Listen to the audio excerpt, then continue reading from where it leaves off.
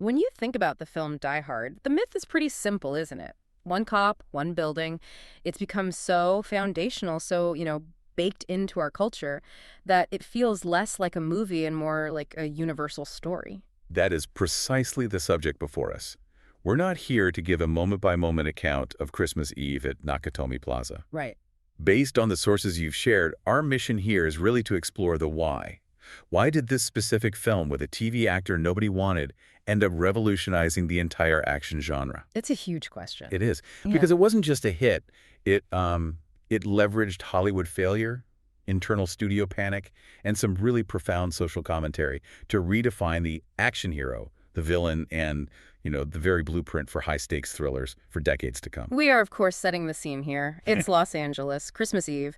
A New York police officer, John McClane, has flown across the country to try and reconcile with his estranged wife, Holly. Holly Gennaro McClane. Right. He walks into this high-tech corporate party, and suddenly he's dealing with heavily armed thieves posing as terrorists.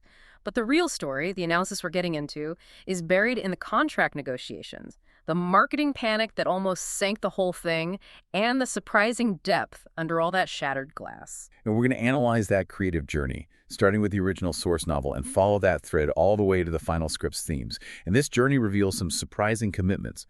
Commitments to vulnerability, to themes of redemption, profound American anxiety, and a really scathing critique of 1980s bureaucracy that fueled its lasting cultural influence. It's a remarkably complex machine hiding behind what seems like a simple action premise. It really is. So let's unpack this journey, starting right at the foundation, which is an incredibly complex and, frankly, somewhat embarrassing contractual obligation involving a true Hollywood legend.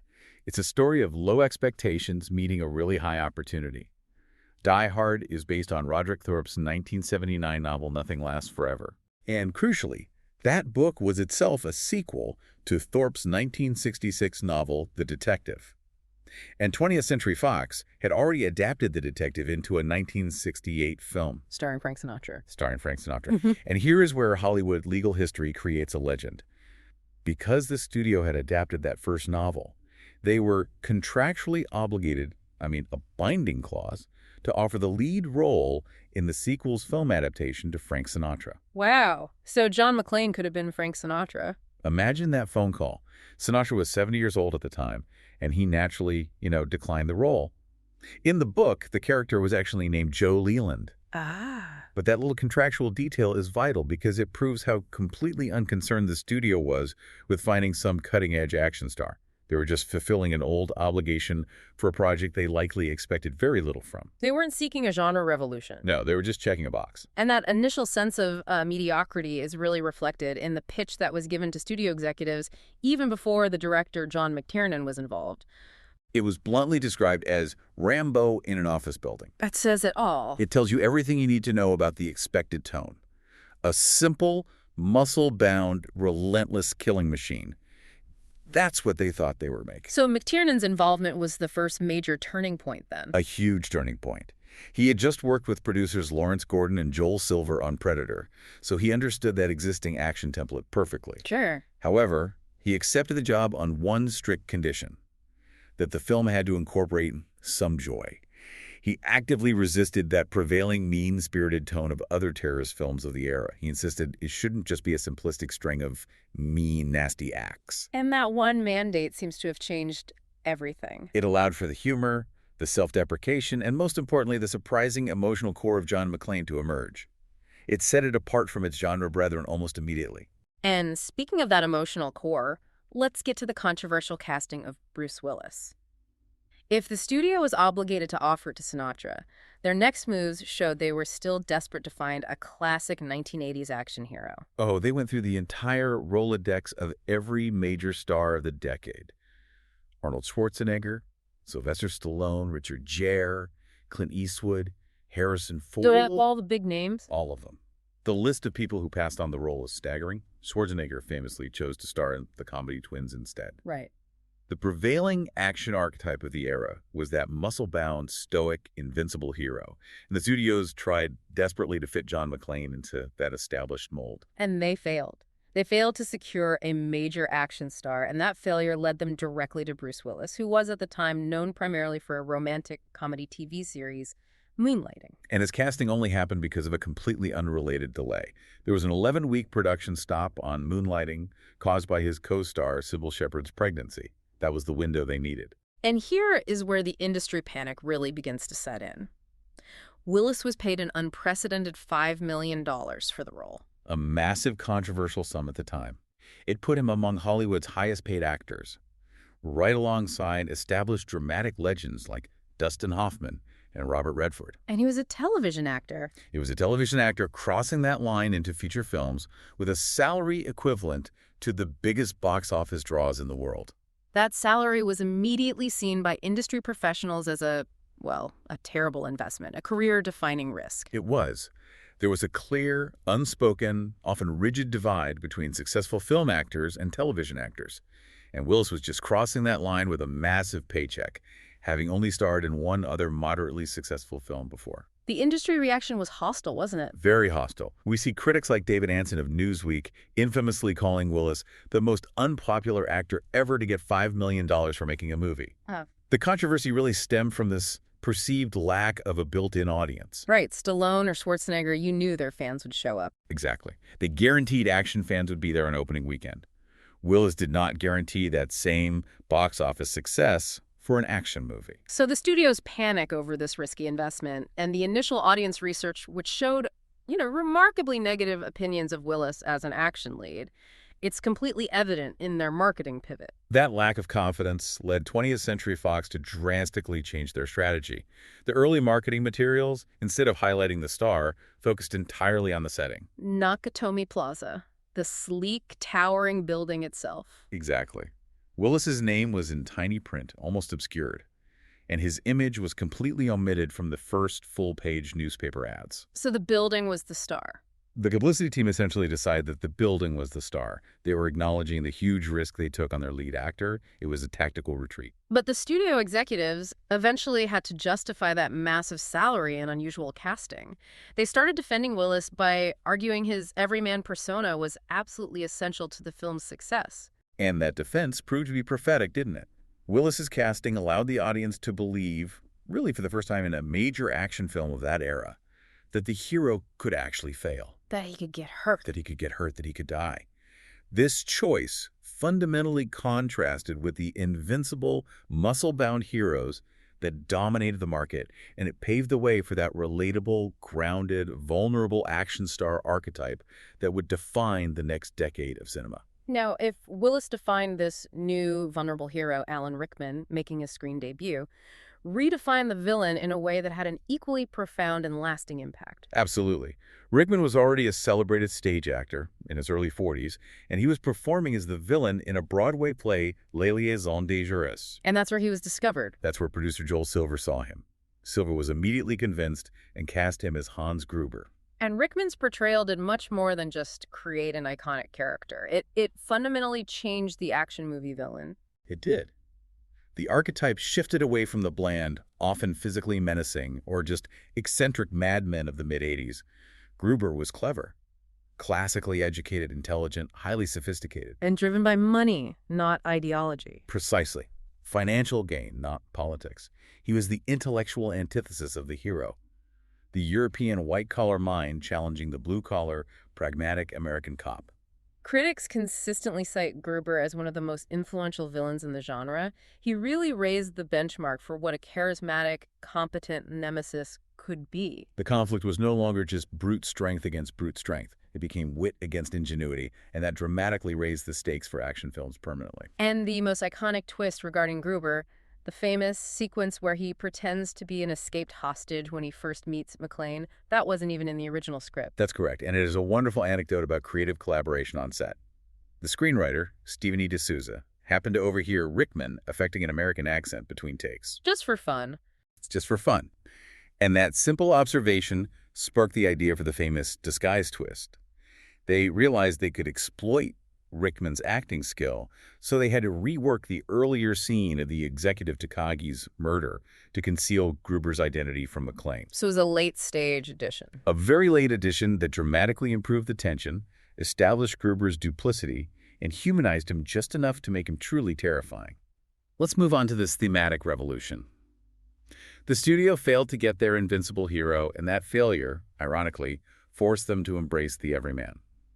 Let's talk about how that vulnerability defined John McClane and permanently altered action cinema. Well, the character of John McClane was a deliberate thematic choice. He was written to be vulnerable and fallible from the start. He's a New York cop trying to save his marriage, thrown into a hellish situation he neither prepared for nor wants to be in. Right. And Willis drew heavily on his own working-class upbringing to shape McClane's pragmatic attitude and that crucial gallows sense of humor.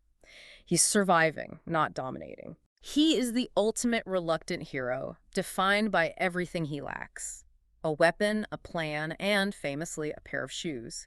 He arrives with jet lag and marital baggage. And what sets him apart from his contemporaries is the very real, very painful physical and emotional toll this whole experience takes on him. Think about the physicality of it and the dialogue. McClane is far from the stoic, unfeeling heroes of the era. He openly sobs when he thinks he's failed. He admits his fear of death to Al Powell. Which was genuinely unheard of in that genre at the time, for the hero to admit fear. Absolutely. And he sustains actual lasting damage. Which brings us to the notorious injury he suffered that became part of the film's authenticity. The permanent two-thirds hearing loss in his left ear. That happened during filming, right? It did. It happened when he fired those loud blank cartridges close to his head in the scene where he shoots a terrorist through a table. He was holding the weapon compressed into his upper chest, and the resulting noise caused that lasting damage. It's an unfortunate real-world consequence, but it only amplifies that sense of painful authenticity the film was striving for. He doesn't just shake off a blow. He endures a lasting physical cost. And the famous image of McClane, blood-stained, barefoot, crawling through the vents, that is the true emblem of the film. His wounds, particularly his feet being shredded by shattered glass, led critics to some powerful and surprisingly spiritual readings about his suffering. You mean the idea of stigmata? Exactly. The thematic depth here is fascinating. Several critics noted that McClane's bleeding, especially the wounds on his feet, resembled stigmata. This framed him not just as a cop, but as a working-class Christ-like figure, seeking redemption not just from the terrorists, but for his personal failings as a husband and a father. So his physical sacrifice is a kind of penance. It's framed as the painful means to save his family and reconcile his marriage. He is clumsy, relying entirely on improvisation, and he's only successful because he builds these genuine relationships with unexpected allies, not because he's inherently superhuman or superior to his enemies. Which brings us to his famous line, "Yippee-ki-yay," followed by the expletive. It's often cited as the ultimate action movie catchphrase, yet its origin really emphasizes that reluctant, almost cowboy-like attitude. It was actually inspired by old cowboy lingo, specifically from Roy Rogers, who used to say, "Yippee-ki-yay, kids." It was an attempt to ground him as a reluctant, all-American Western star archetype. So it's not a line of triumph or superior confidence. Not at all. It's a nervous throwaway taunt delivered during an impossible situation. Moving on to the instrumental supporting relationships, these connections are vital because they enable McClane's survival and his transformation. First, there's Ollie Jenner McClane, played by Bonnie Bedelia. And Holly is far from the traditional damsel in distress you'd typically see in 80s action films. Not at all. She's presented as a high-powered, self-possessed executive who uses her maiden name, Gennaro, reflecting that professional division in their marriage. She is her own person, successful and confident, which is the very source of the conflict with the more traditional blue-collar McClane. And that division is resolved so symbolically in the film's climax through a very specific object, her Rolex watch. The gift from her employer. A gift from her employer, Mr. Takagi, which represents her commitment to her high-powered career and the source of their marital separation. When McClane unclasps that watch at the very end to free Holly from Gruber's grasp, he is quite literally breaking the totem of their separation, signaling their reconciliation. It's an incredibly neat piece of visual storytelling. It really is. But the truly novel intimacy in the film isn't romantic at all. It's the remote communication established between McClane and Sergeant Al Powell, played by Reginald Vell Johnson. Powell serves as McClane's confessor, his ground-level anchor. Their distant communication, a New York cop trapped high up talking to an LAPD sergeant on the ground, allows McClane to confess his deep failings as a husband and a person in a way he just couldn't face-to-face with Holly. So that non-romantic intimacy is crucial to McClane's growth. It ensures he emerges from the conflict as a potentially better man. Exactly. And Powell himself has a profound arc related to his own personal trauma and redemption. He's haunted by the past trauma of accidentally shooting a child while on duty. Right, which has paralyzed him, psychologically preventing him from drawing his weapon again. He drives a desk because he can't function as a street officer anymore. His redemption is earned only when he is compelled to draw his gun and shoot Carl, Gruber's highly dangerous second-in-command, at the very end of the film. It's a difficult moment. Some critics argue it relies on the cynical action trope that violence is the only true redemption. And that's a fair critique, but within the film's logic, his personal paralysis is overcome through a necessary protective act. We have to have sympathy for his history and the difficult position he's placed in. Beyond the thematic framework, the film is known for its legendary, visceral, and very practical stunts. Willis, despite his newfound star status, insisted on performing many of his own to enhance that sense of authentic danger. We're talking about the famous 25-foot leap from the parking garage ledge with a fire hose wrapped around him, as a massive wall of flame exploded right behind him. He's often said that was one of his toughest stunts. It was. The force of the explosion was so immense, it actually pushed him toward the very edge of the airbag he was supposed to land on. It caused genuine concern among the crew that he might have been seriously injured. That palpable risk is what lends the film its raw energy. And of course, the grand finale for the villain, Hans Gruber's fall from the 30th floor of Nakatomi Plaza. It's one of cinema's great moments, partially because it captures a completely genuine look of surprise and terror. Director John McTiernan was determined to capture an authentic, unfaked reaction. Rickman was suspended on a raised platform and dropped a significant distance, reports vary, but it was a high, sudden drop onto a blue screen airbag. And the key was the timing of the drop. The key was that he was deliberately dropped earlier than the count of 3 he was given. McTiernan knew that there's no way he could fake that genuine look of shock and terror. And the result is that iconic 1.5-second sequence. The logistics of filming that rapid descent were innovative for the time. They needed to keep him in sharp focus as he plummeted. Exactly. The special effects teams had to engineer an automated system to control the camera's focus using a computer-controlled motor. A human operator just could not refocus the camera fast enough to keep Rickman in sharp focus during that rapid, brief descent. All that technical complexity just to capture a genuine human moment of vulnerability. Yes, the vulnerability of the villain in his final moment. And the setting itself, Nakatomi Plaza, was meticulously designed with thematic intent, especially that 30th floor set. The production designer, Jackson DeGovia, chose the under-construction Fox Plaza in Los Angeles as a primary location, since it was mostly unoccupied. The interior set for the 30th floor was notable because it recreated elements of Frank Lloyd Wright's famous house, Fallingwater. And this specific, highly modernist architectural choice was intended to reflect the contemporary trend of Japanese corporations buying up significant American corporate assets, grounding the action visually in 1980s American anxieties about foreign ownership and wealth. And that structural choice, a Japanese-owned tower seized by German thieves, infiltrated by an American cop, that takes us right into the film's thematic core. Die Hard is so much more than an action movie. It's a detailed, even aggressive commentary on the anxieties and anti-establishment sentiments of 1980s America. It absolutely operates within the context of the Reagan era. The film arrived at this critical juncture in the 1980s economy when U.S. blue-collar jobs were rapidly declining and Japanese technology and financial firms were significantly dominating the American market. Symbolized by the iconic Japanese-owned tower. Exactly.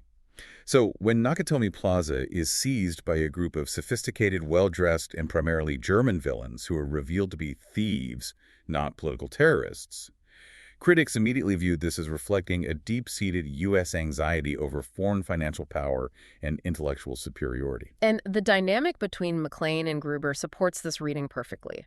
McClane is the all-American stereotype, often compared to classic Western stars like John Wayne. And he prevails not through technology or superior training, but through improvisation, grit, and wit. He wins against the European, classically educated Gruber, who treats the entire operation like a chess game. This narrative suggests the triumph of pragmatic American ingenuity over foreign financial sophistication. And critics have argued that the film embodied a broader blue-collar rage against the structures of the time. A rage directed against what was perceived as the out-of-touch American elite establishment. Feminists, yuppies, the sensationalist media, incompetent authorities, and foreign nationals. McClane, the cop who chews gum and gets dirty, is the everyman fighting against villains who are essentially dressed like elite corporate workers. which blurs the line between corporate villainy and outright organized crime. His methods are simple, using tape, vents, and ropes against Gruber's sophisticated computers and C4 explosives. This inherent distrust of the establishment leads directly into the film's powerful and very explicit anti-government, anti-bureaucracy, and anti-corporation stance.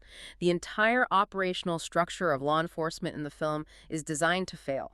The film's structure consistently humiliates the official authorities. Yeah. The police and FBI agents are not just ineffective, they present a bigger, more dangerous obstacle than the actual criminals. Right. They repeatedly demonstrate this bureaucratic incompetence, failing to recognize that the terrorists have anticipated their every predictable move. The two FBI agents, Johnson and Johnson, an ironic pairing, one of whom is explicitly named after John Wayne, are the perfect example of this. They arrive with overwhelming force and absolutely zero situational awareness. And their biggest mistake is critical to the plot. It is. The FBI's standard operating procedure demands they shut down the power grid to the city block, which is exactly what Gruber predicted and needed to unlock the final vault locks. He says it out loud. When they get here, they'll shut down the power. And the FBI blindly follows protocol, enabling the crime. This sequence is a scathing critique of government institutions prioritizing rules over reality, playing right into the hands of the intellectual criminal. So McClane has to operate entirely outside of these bureaucratically approved procedures, which is ultimately why he survives. When a terrorist tries to assert that McClane can't harm him because there are rules for policemen, McClane's dismissive response, that the assertion of police rules is, "so my captain keeps telling me," tells us exactly where he stands. And the authorities are consistently punished for standing in his way. Right down to the sleazy, intrusive TV reporter, Richard Thornburg, who is physically assaulted by Holly in a moment that gets immediate audience applause. The corporate world is equally satirized, particularly through the character of Executive Harry Ellis. Ellis is famously portrayed as this sleazy, cocaine-fueled executive, completely representative of the excess and self-interest of 1980s yuppie culture. He is the polar opposite of the self-sacrificing McClane. He tries to negotiate with the terrorists and sell out McClane for personal gain, revealing the moral bankruptcy of the corporate elite. Gruber, the intellectual thief, points out the ironic truth that the difference between corporate employees like Ellis and the terrorists is only that one uses a pen and the other uses a gun. A profound thematic parallel. It suggests corporate game is inherently criminal. Finally, we have to look at the sophisticated musical subversion that underpins all these themes, particularly the choice of using classical music to highlight the villains. Composer Michael Kamen was initially hired after director McTiernan insisted on including cues from Beethoven's Ninth Symphony, specifically the Ode to Joy. This was a highly deliberate choice. And McTiernan was inspired by Stanley Kubrick. Exactly. Inspired by how Kubrick had famously used that music to highlight ultraviolence in Clockwork Orange. And this classical music choice, used by Kamen to underscore Gruber's movements, it subtly elevates his character. It reinforces his identity as the intellectual, the cultured European playing a high-stakes game. And Kamen's arrangement is masterful. He initially objected to tarnishing the piece in an action film, but he relented after understanding the intent. He used the Ode to Joy motif, but played it in slightly lower, more menacing keys, and used instrumentation that sounded far less triumphant and more cold, more mechanical. It becomes Gruber's theme. It becomes his motif, playing most prominently when the villains are succeeding in their meticulous plan to steal the bearer bonds. It is intellectual menace scored to perfection. And Kamen didn't stop there with the musical subversion of the Christmas setting. No, he brilliantly mixed in traditional Christmas classics like Winter Wonderland and Let It Snow with sleigh bells during moments of high menace and violence. It's a cynical appropriation of Christmas iconography. Underscoring two ideas. First, that the corporation was hosting a party on Christmas Eve, keeping employees away from their families, highlighting the greed of the era. And second, that the villains were attacking traditional societal and family values. By defeating them, McClane, the family man, symbolically upholds tradition and defends society. And as a final cultural note on the music, the film really helped popularize Run DMC's Christmas in Hollis. While it was popular before, its inclusion in Die Hard cemented its status as a foundational modern Christmas classic. As we transition into the legacy of Die Hard, we see a film born from controversy that rapidly became the genre-defining blueprint for modern action cinema. It redefined the industry's entire vocabulary. It revitalized and redefined the action genre, primarily by shifting the focus away from the muscle-bound, invincible hero to the relatable, vulnerable protagonist who succeeded through improvisation, wit, and sheer physical endurance, not superior firepower. And the film's most significant cultural contribution is arguably the phrase that instantly defines an entire subgenre of action cinema: Die Hard on a Mel or Die Hard on a... It became instant shorthand for any action film set in a restricted, confined environment where a lone, everyman hero has to overcome overwhelming odds against a group of organized, intelligent criminals. The concept was immediately co-opted all across Hollywood. The examples are endless, and they just reinforced the film's powerful structural influence. Speed became Die Hard on a bus. Under Siege was Die Hard on a battleship. Passenger 57 was Die Hard on a plane. Sudden Death was Die Hard in a hockey arena. The formula was so successful because it automatically implies the stakes, the location, and the type of vulnerable hero involved. Willis himself recalled being pitched a film early in his career that was actually described to him as Die Hard in a skyscraper. The irony was certainly not lost on him. It confirms how instantly the original defined and owned that trope. And critics noted that it wasn't until the mid-90s, with the rise of CGI and films like The Rock, that the genre really started to move beyond the practical constraints of that Die Hard blueprint. Its initial mixed reception gave way to a powerful critical reassessment. It's now widely considered one of the greatest action films ever made. A quintessential American action film that perfectly captured the zeitgeist of the late 20th century. And that formal recognition is key to understanding its place in history. In 2017, the United States Library of Congress selected Die Hard for preservation in the National Film Registry. For being culturally, historically, or aesthetically significant. That puts it on par with cinematic masterpieces. Furthermore, the American Film Institute recognized the characters themselves, ranking both John McClane and Hans Gruber on its list of 100 heroes and villains. The film elevated Willis from a popular TV star to a leading man, and it made Rickman a global celebrity in his early 40s. And Willis further solidified the film's cultural status in 2007 by donating the iconic blood and sweat-stained undershirt worn in the film to the National Museum of American History at the Smithsonian Institution. That shirt. That shirt, more than any explosion, is the lasting emblem of McClane's difference, a monument to vulnerability, not invincibility. We can't talk about the legacy without addressing the perpetual cultural argument that resurfaces every single holiday season. Is it a Christmas film or just an action film set at Christmas?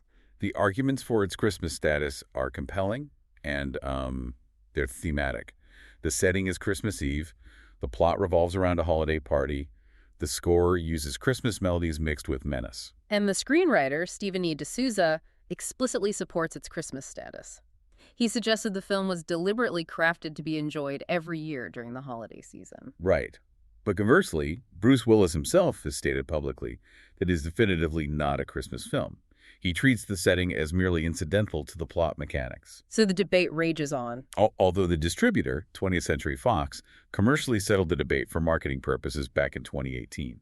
They released a trailer that labeled it, quite grandly, the greatest Christmas story ever told. From a corporate perspective, the debate ended right there. It successfully cornered the action market and the holiday market Simultaneously. Finally, we turn to the sequel effect. The film's monumental success, of course, kicked off 4 sequels, though critics agree the original remains the most acclaimed and thematically rich. The sequels offer a fascinating look at the action genre's inevitable gravitational pull back toward the invincible hero.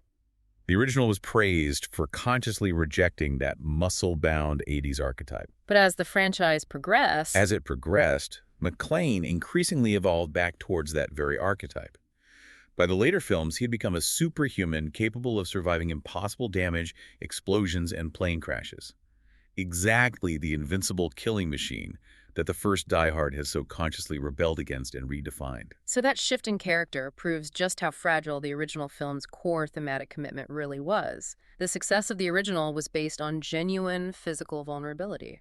But the commercial demands of building a franchise pushed the character back into the bulletproof, superhuman mold it tried so hard to escape.